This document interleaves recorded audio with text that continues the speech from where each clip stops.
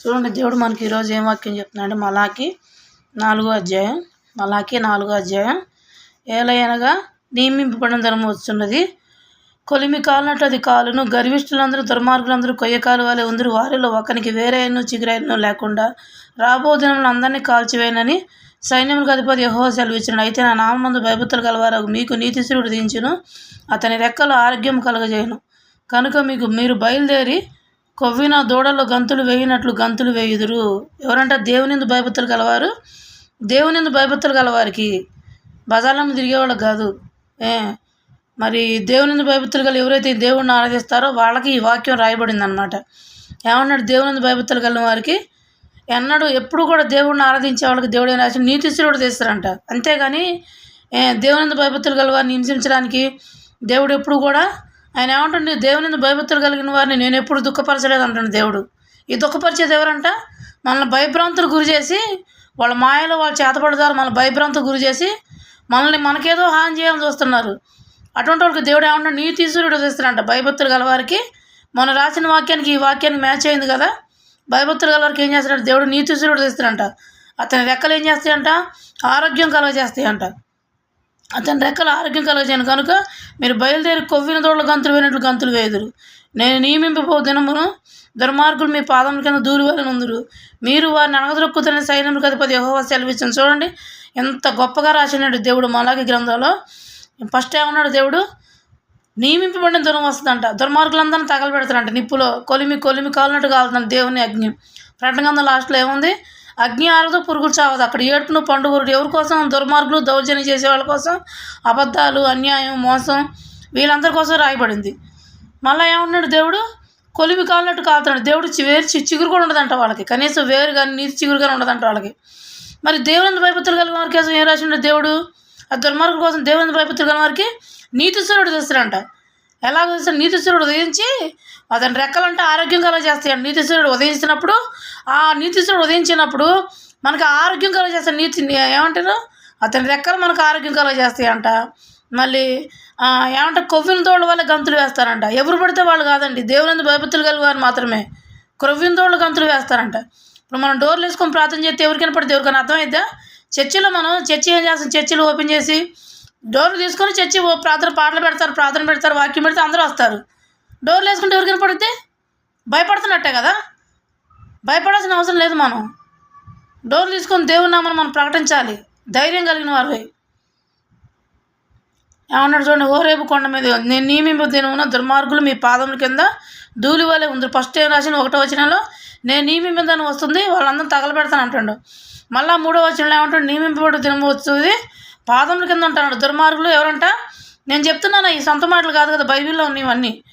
నేను నియమింపు దినమున దుర్మార్గులు మీ పాదముల కింద ధూళి వలె ఉందురు, మీరు వారిని అణగదొక్కుదురని సైన్యములకు అధిపతి యెహోవా సెలవిచ్చున్నాడు. దేవుడు ఏమన్నాడు?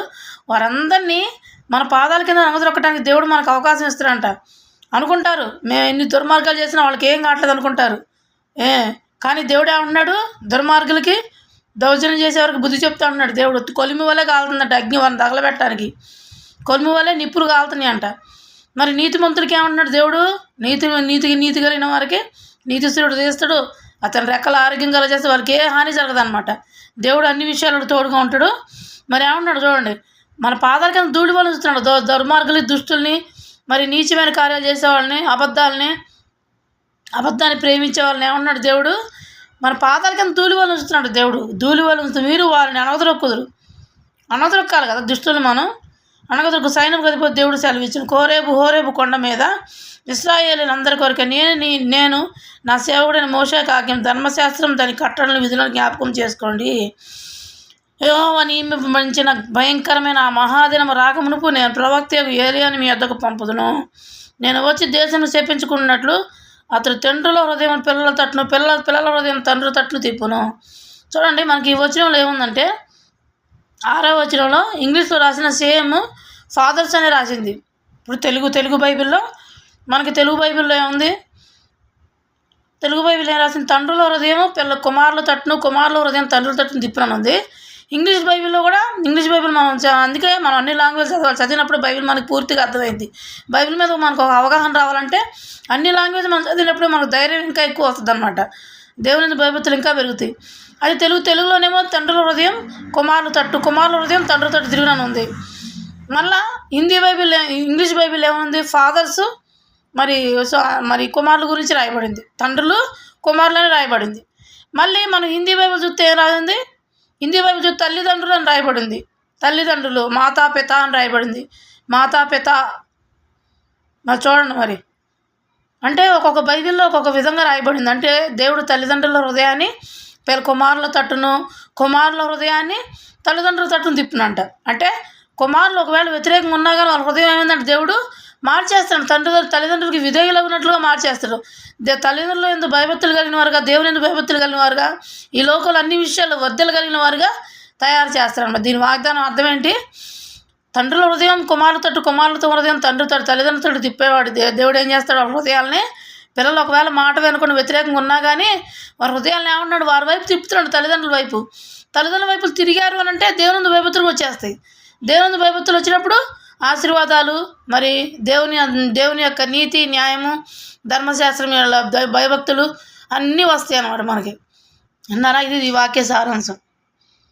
చూడండి, మనం రాసాం కదా వీటిని, చూడండి మనం ఎలా రాసాం ఈ వాక్యాన్ని. ఒకసారి మనం జాగ్రత్తగా పరిశీలన చేద్దాం.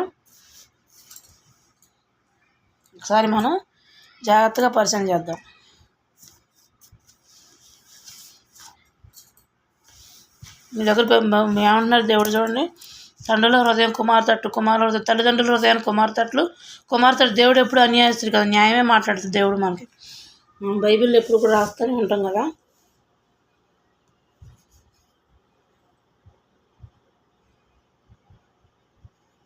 చెప్పించుకున్నట్లు చూడండి ఎట్లా రాశాను, ఇవన్నీ రాసేసాను.